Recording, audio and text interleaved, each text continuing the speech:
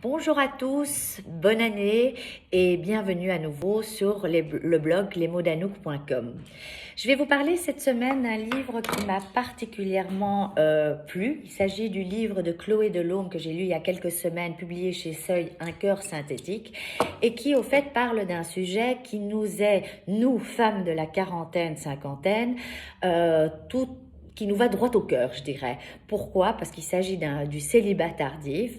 Adélaïde Berthel, l'héroïne principale de ce livre, se retrouve célibataire après avoir quelque part largué son compagnon, et elle constate qu'à cet âge-là, on ne l'attend plus, elle est quasiment invisible. La même chose au travail, elle est attachée de presse, elle se fait surpasser par les jeunes, et donc atteinte des posites aigus, elle cherche à tout prix un partenaire. Alors bien sûr, le sujet n'a rien de particulier, mais ce qui est fantastique, c'est avant tout l'écriture de ce livre, et je pense que d'ailleurs c'est pour ça qu'il a obtenu le prix Médicis.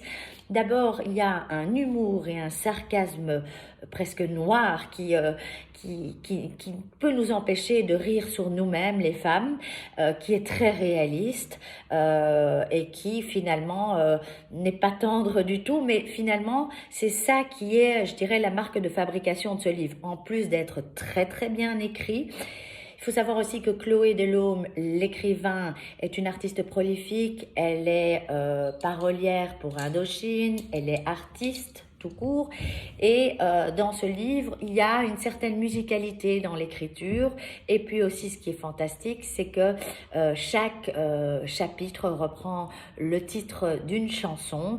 Donc il y a tout un rythme, un certain tempo qui est donné à ce livre, et qui fait finalement que c'est un livre très agréable à lire et qui nous permet finalement de rire sur notre situation.